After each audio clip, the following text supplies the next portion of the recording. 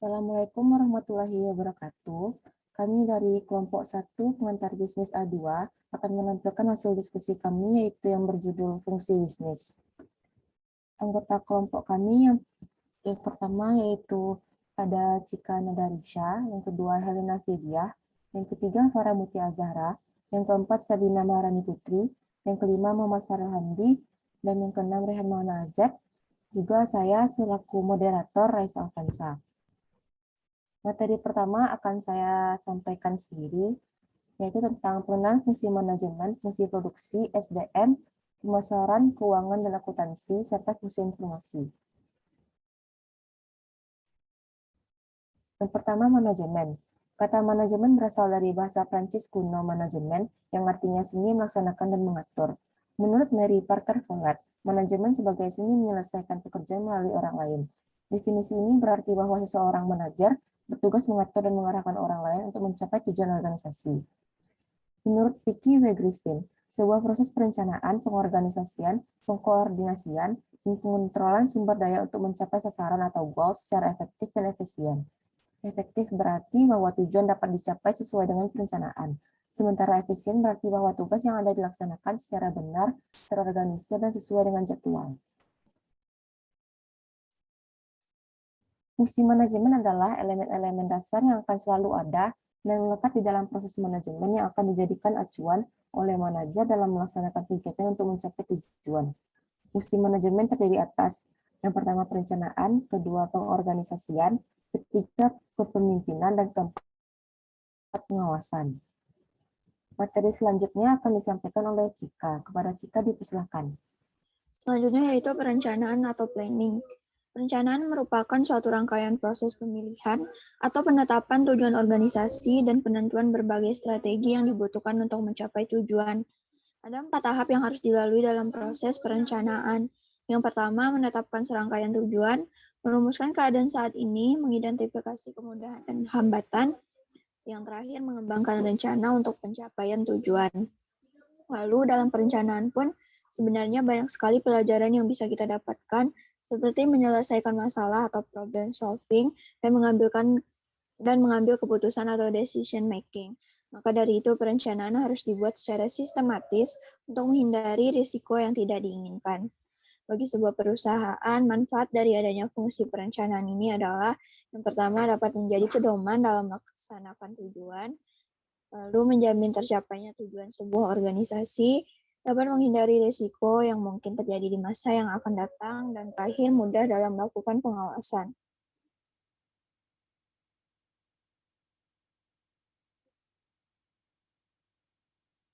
Lalu selanjutnya yaitu ada pengorganisasian atau organizing.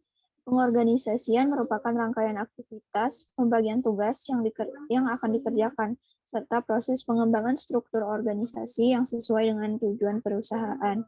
Fungsi ini juga bertujuan untuk membentuk sebuah hubungan kerja di perusahaan yang memastikan agar semuanya dapat berjalan efektif untuk mencapai tujuan perusahaan.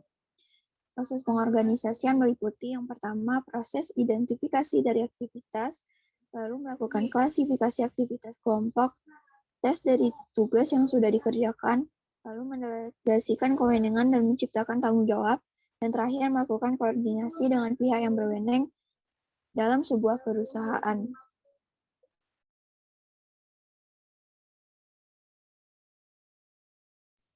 Materi selanjutnya akan disampaikan oleh Helena. Kepada Helena dipersilakan. Baik, materi selanjutnya kepemimpinan atau leading. Fungsi kepemimpinan dalam manajemen adalah suatu cara yang dilakukan oleh seorang pemimpin agar dapat menambah nilai pada suatu kelompok.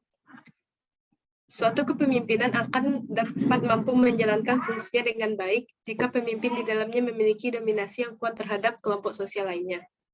Pekerjaan leading meliputi 5 kegiatan, yaitu mengambil keputusan, mengadakan komunikasi agar ada saling pengertian antar manajer dan bawahan, memberikan semangat, inspirasi, dan dorongan kepada bawahan supaya mereka bertindak, memilih orang-orang yang menjadi anggota kelompoknya, memperbaiki pengetahuan dan sikap bawahan agar mereka terampil dalam usaha untuk mencapai tujuan yang ditetapkan.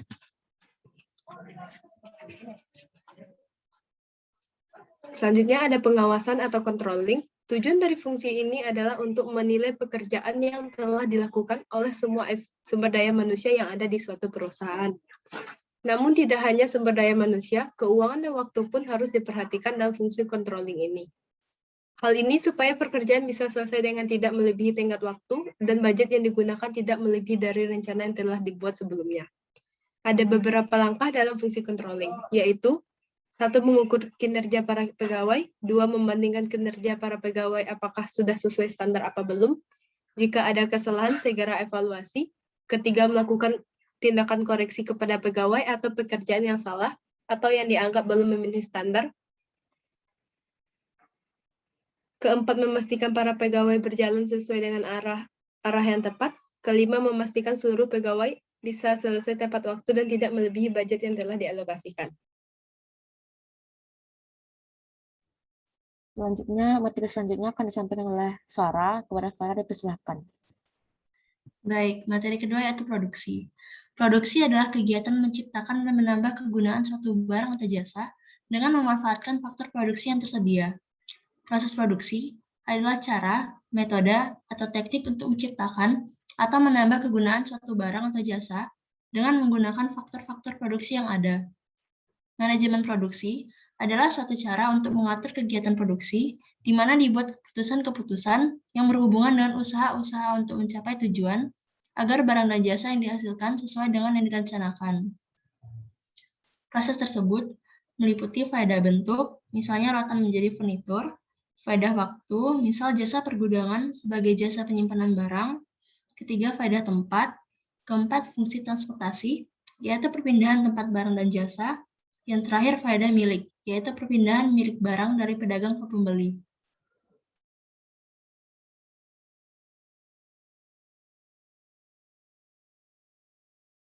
Menurut proses produksi, pengolahan produk dibedakan menjadi 1.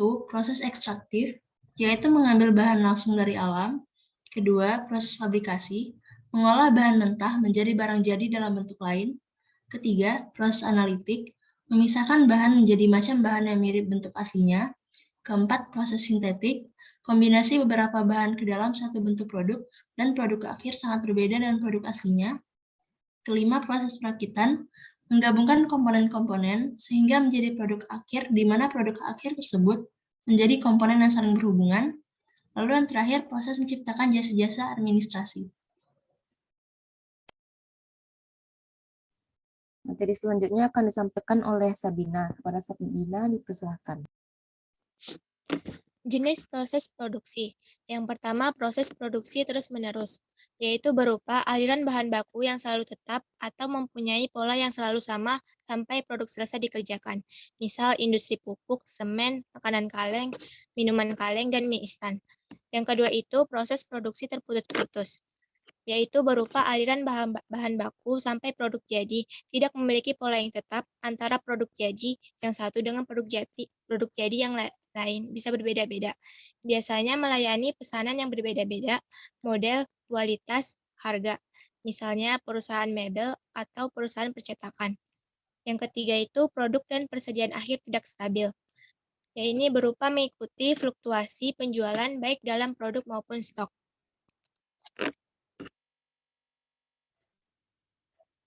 Selanjutnya yaitu manajemen sumber daya manusia. Manajemen sumber daya manusia adalah salah satu fungsi dalam sebuah perusahaan atau organisasi yang fokus pada kegiatan rekrutmen, pengelolaan, dan pengarahan untuk orang-orang yang bekerja dalam perusahaan tersebut. Manajemen sumber daya manusia memiliki tugas dan tanggung jawab untuk mengembangkan perusahaan dengan menerapkan seluruh nilai dan budaya perusahaan.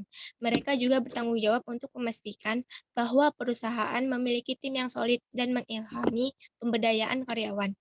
Fungsi dari manajemen sumber daya manusia yaitu staffing. Untuk mengatur keanggotaan organisasi, manajemen sumber daya manusia yang memiliki 3 kegiatan utama, yaitu perencanaan, planning, penarikan, recruiting, dan seleksi. Selanjutnya itu evaluasi. Fungsi ini meliputi penilaian dan evaluasi terkait kinerja yang diberikan selama periode tertentu. Yang ketiga yaitu kompensasi. Memiliki fungsi untuk mengatur mengenai kebijakan kompensasi karyawan.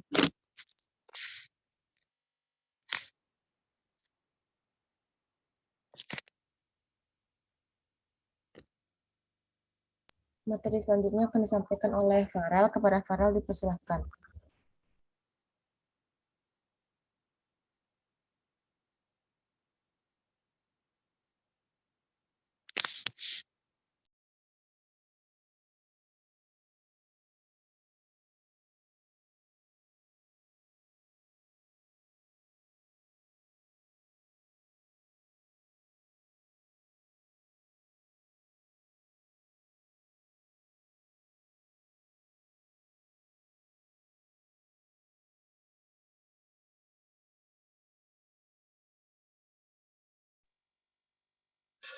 Baik, selanjutnya yaitu Training and Development. Fungsi manajemen sumber daya manusia, MSDM, adalah melakukan pelatihan dan pengembangan tenaga kerja.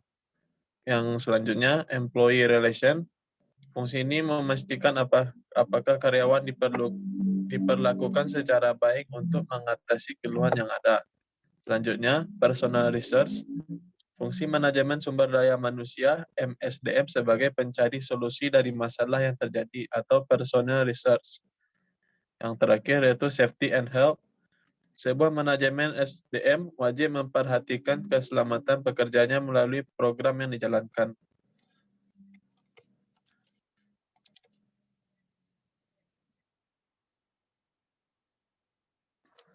Lanjut bagian D, yaitu pemasaran. Pemasaran adalah suatu perpaduan dari aktivitas-aktivitas yang saling berhubungan untuk mengetahui kebutuhan konsumen serta mengembangkan promosi distribusi, pelayanan, dan harga agar kebutuhan konsumen dapat terpuaskan dengan baik pada tingkat keuntungan tertentu. Adapun fungsi-fungsi pemasaran sebagai berikut. Pertama itu pembelian, buying, ialah fungsi yang mengikuti aktivitas-aktivitas mencari dan mengumpulkan barang-barang yang diperlukan sebagai persediaan memenuhi kebutuhan konsumen. Yang kedua yaitu penjualan, selling, mencakup aktivitas-aktivitas yang dilakukan untuk mencari calon pembeli produk yang ditawarkan dengan harapan dapat menguntungkan. Yang ketiga itu transportasi, adalah proses pendistribusian atau pemindahan barang dari suatu tempat ke tempat yang lain. Yang keempat, penggudangan atau penyimpanan, adalah fungsi penyimpanan produk yang dibeli sebagai persediaan agar terhindar dari risiko kerusakan maupun risiko lainnya. Yang terakhir yaitu 5, informasi pasar. Poin ini merupakan fungsi pemasaran yang luas dan penting karena fungsi ini memberikan informasi tentang situasi perdagangan pada umumnya yang berhubungan dengan produk, harga yang diinginkan konsumen, dan situasi pasar secara menyeluruh.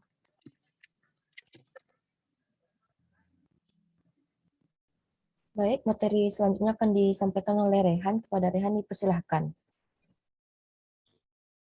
Selanjutnya, keuangan dan akuntansi dalam bisnis. Yang pertama, sebagai pengendali keuangan. Peran penting akuntansi sebagai pengendali keuangan dapat kita lihat dari data-data keuangan yang ada dalam bisnis kita. Data tersebut merupakan informasi yang dapat memberitahukan kepada pemilik bisnis apakah usahanya mendapatkan kerugian atau keuntungan. Dengan adanya informasi tersebut, maka akuntansi berperan untuk mengendalikan dan mengontrol keuangan serta memberikan evaluasi tentang performa bisnis yang berjalan. Yang kedua, sebagai penyedia informasi dan jawaban tentang keuangan. Perusahaan atau bisnis yang kita jalankan sebaiknya melakukan pencatatan setiap transaksi keuangan yang terjadi dengan rapi. Bagian akuntansi dari bisnis nantinya bisa menyediakan informasi tentang keuangan yang lebih akurat dari data-data transaksi yang sudah dicatat dalam buku besar atau dengan bantuan software akuntansi khusus.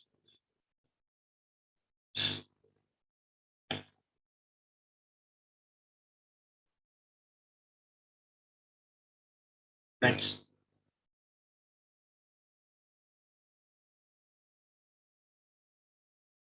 Yang ketiga, membantu para stakeholders dalam mengambil keputusan.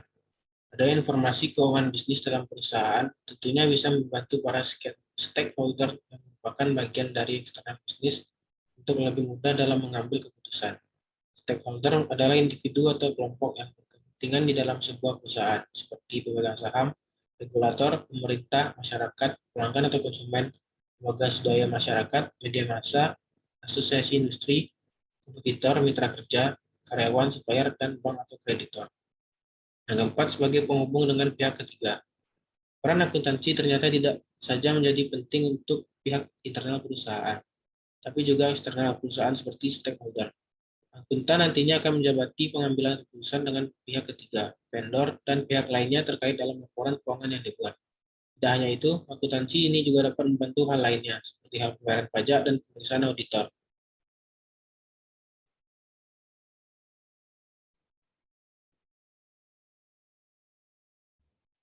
Baik, materi selanjutnya akan saya sampaikan sendiri. Sistem informasi atau SI adalah kombinasi dari teknologi informasi dan aktivitas orang yang menggunakan teknologi itu untuk mendukung operasi dan manajemen. Dalam arti yang sangat luas, istilah sistem informasi yang sering digunakan merujuk kepada interaksi antara orang, proses algoritmik, data, dan teknologi. Peran sistem informasi dalam bisnis yaitu yang pertama, mendukung operasi bisnis mulai dari akuntansi sampai dengan penelusuran pesanan pelanggan. Sistem informasi menyediakan dukungan bagi manajemen dalam operasi atau kegiatan bisnis sehari-hari. Yang kedua, mendukung pengambilan keputusan manajerial. Sistem informasi dapat mengkombinasikan informasi untuk membantu manajer menjalankan bisnis dengan lebih baik. Informasi yang sama dapat membantu para manajer mengidentifikasikan kecenderungan dan untuk mengevaluasi hasil dari keputusan sebelumnya. Yang ketiga, mendukung keunggulan strategis. Sistem informasi yang dirancang untuk membantu pencapaian sasaran strategis perusahaan dapat menciptakan keunggulan bersaing di pasar. Yang keempat, meningkatkan pelayanan secara global atau menyeluruh, antara lain mampu meningkatkan persaingan bisnis secara global atau melakukan pengelolaan dan pengawasan pasar global.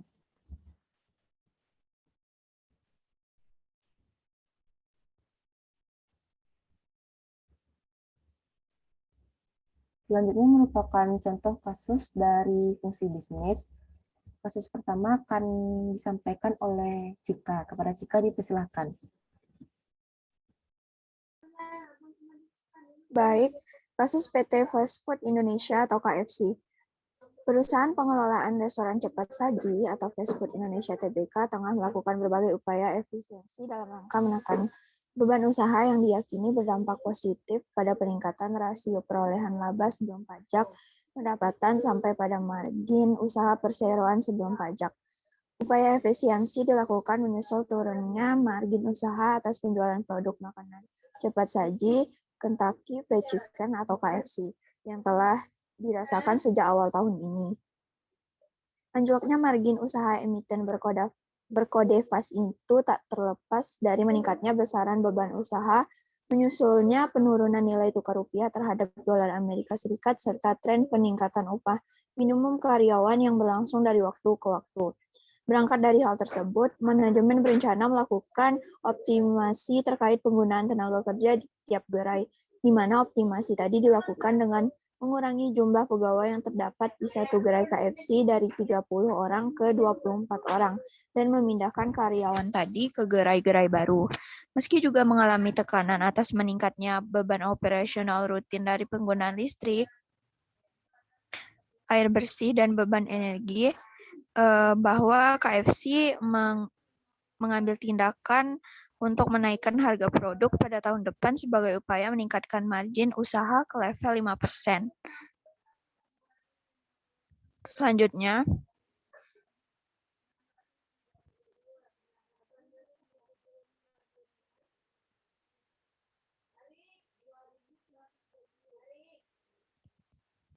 baik, kasus selanjutnya akan disampaikan oleh Helena. Kepada Helena dipersilahkan. Selanjutnya ada kasus Jalan Tol Trans Sumatera. Jalan Tol Trans Sumatera atau JTSS merupakan salah satu proyek prioritas pemerintah yang pembangunannya dimulai sejak tahun 2015. JTSS direncanakan akan terbangun sepanjang 2.812 km, membentang hingga ujung Pulau Sumatera dengan nilai investasi sebesar 538 triliun.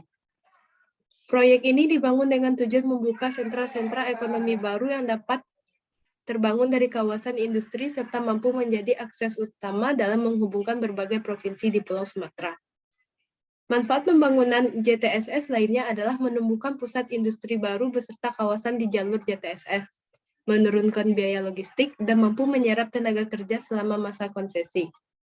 Hingga saat ini, ruas JTSS telah beroperasi adalah sepanjang 531 km. PT Sarana Multi Infrastruktur atau SMI yang merupakan Special Mission Vehicle SMV Kementerian Keuangan terlibat aktif dalam pembiayaan pembangunan 5 ruas JTSS ini dengan nilai komitmen sebesar 18,5 triliun. Pembangunan JTSS ini memberikan dampak multiplier terhadap output dalam perekonomian sebesar 1,70. Dampak output per tahun atas adanya pembangunan jalan tol ini setara dengan 2,2% produk domestik regional bruto di Pulau Sumatera. Terhadap penyerapan tenaga kerja, dampak tenaga kerja per tahun dari pembangunan jalan tol ini setara dengan 2,4% tenaga kerja di Pulau Sumatera. Hal ini membuktikan bahwa pembangunan jalan tol ini telah membangkitkan stimulus terhadap perekonomian Indonesia dan memberikan dampak positif berupa penciptaan nilai tambah, pendapatan masyarakat, dan kesempatan kerja.